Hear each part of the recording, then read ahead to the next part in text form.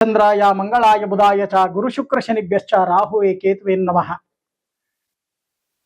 ಈ ಪರಾಭವ ನಾಮ ಸಂವತ್ಸರದಲ್ಲಿ ದ್ವಾದಶ ರಾಶಿಯ ಗೋಚಾರ ಫಲಗಳು ಹೇಗಿದೆ, ಎಷ್ಟು ಆದಾಯವನ್ನು ಗಳಿಸ್ತಾರೆ, ಎಷ್ಟು ಸುಖಗಳನ್ನ, ಎಷ್ಟು ಸಂತೋಷವನ್ನ, ಎಷ್ಟು ಕಷ್ಟಗಳನ್ನ, ಎಷ್ಟು ದುಃಖಗಳನ್ನ, ಎಷ್ಟು ಸಂತಾಪಗಳನ್ನ, ಏನೆಲ್ಲ ಆಗತ್ತೆ ಈ ವರ್ಷದಲ್ಲಿ ನಾವು ನೋಡಿದಾಗ ದ್ವಾದಶ ರಾಶಿಗಳ ಕಂಪ್ಲೀಟ್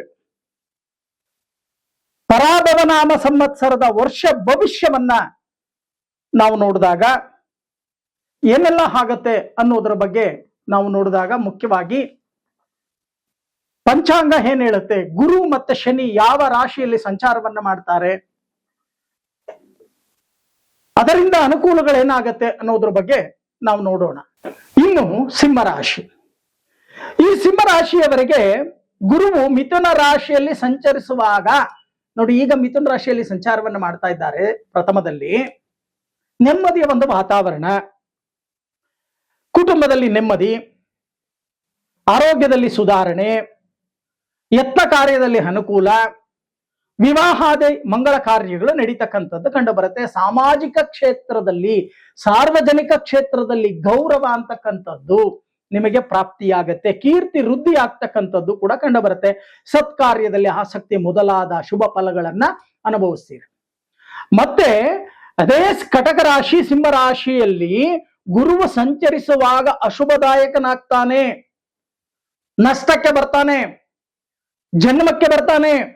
ಈ ಜನ್ಮಕ್ಕೆ ಬಂದಾಗ ಮನಸ್ಸಿಗೆ ಚಿಂತೆ, ಏನೋ ಕಳ್ಕೊಂಡಿರೋ ರೀತಿ ಚಿಂತೆಯನ್ನ ಮಾಡ್ತಕ್ಕಂಥದ್ದು, ಚಂಚಲತೆ ಅಂತಕ್ಕಂಥದ್ದು, ಸ್ಥಳ ಬದಲಾವಣೆ ಆಗ್ತಕ್ಕಂಥದ್ದು, ವ್ರತ ಧನ ವ್ಯಯವನ್ನ ಮಾಡ್ತಕ್ಕಂಥದ್ದು, ಮಿತ್ರರೇ ಶತ್ರುಗಳಾಗಿ ಪರಿವರ್ತನೆ ಆಗ್ತಕ್ಕಂಥದ್ದು, ಮತ್ತೆ ಮಾಡ್ತಕ್ಕಂಥ ಕೆಲಸ ಕಾರ್ಯಗಳಲ್ಲಿ ವಿಘ್ನಗಳನ್ನ ಅನುಭವಿಸ್ತಕ್ಕಂಥದ್ದು, ನಿಮ್ಮ ಮೇಲೆ ಅಪವಾದಗಳು ಬರ್ತಕ್ಕಂಥ ಸಾಧ್ಯತೆಗಳು, ವ್ಯಾಪಾರ ಉದ್ಯೋಗಗಳಲ್ಲಿ ನೀವು ಅಂದುಕೊಂಡಷ್ಟು ಪ್ರಗತಿ ಅಂತಕ್ಕಂಥದ್ದು ಬರಲ್ಲ, ಅಲ್ಪ ಪ್ರಗತಿ ಅಂತಕ್ಕಂಥದ್ದು ಬರುತ್ತೆ.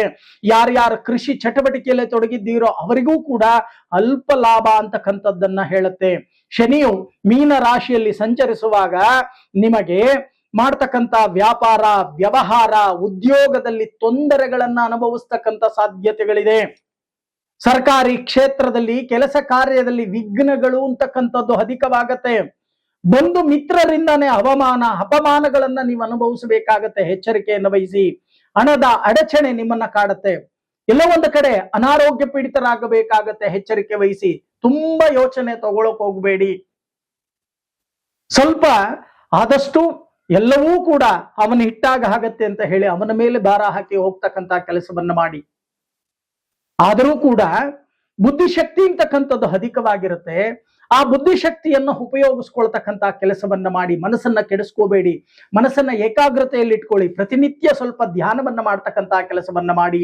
ಆವಾಗ ಅನುಕೂಲಗಳು ನಿಮಗೆ ಪ್ರಾಪ್ತಿ ಆಗ್ತಕ್ಕಂಥ ಸಾಧ್ಯತೆಗಳು ಹೆಚ್ಚಾಗಿ ಕಂಡು ಬರುತ್ತೆ. ಈ ವರ್ಷದಲ್ಲಿ ಪ್ರತಿನಿತ್ಯ ನೀವು ಮಾಡಬೇಕಾಗಿರ್ತಕ್ಕಂಥ ಕೆಲಸ, ಪ್ರತಿ ಭಾನುವಾರ ಸೂರ್ಯನಾರಾಯಣನ ದೇವಾಲಯಕ್ಕೆ ಹೋಗಿ ಕೆಂಪು ಹೂಗಳಿಂದ ಅರ್ಚನೆಯನ್ನ ಮಾಡಿ, ಅಥವಾ ಒಂದು ಬೊಗಸೆ ಗೋಧುಮ ಧಾನ್ಯ ಗೋಧಿಯನ್ನ ದಾನವಾಗಿ ಕೊಟ್ಟು ನಮಸ್ಕಾರವನ್ನ ಮಾಡ್ತಕ್ಕಂಥ ಕೆಲಸವನ್ನ ಮಾಡಿ.